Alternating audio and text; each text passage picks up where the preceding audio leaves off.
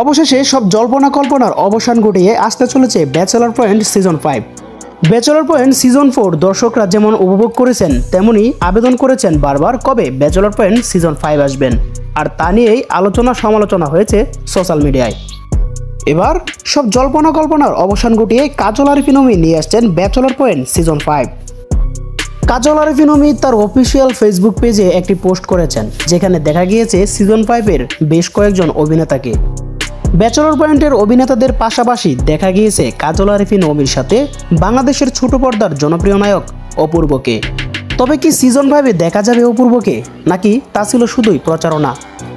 তবে অবশেষে দর্শকদের চাহিদা দেখে কাজল আরিফিন অমি সিদ্ধান্ত নিয়েছেন তিনি ব্যাচেলর পয়েন্ট সিজন 5 করবেন এবং তিনি শুটিংও শুরু করে দিয়েছেন।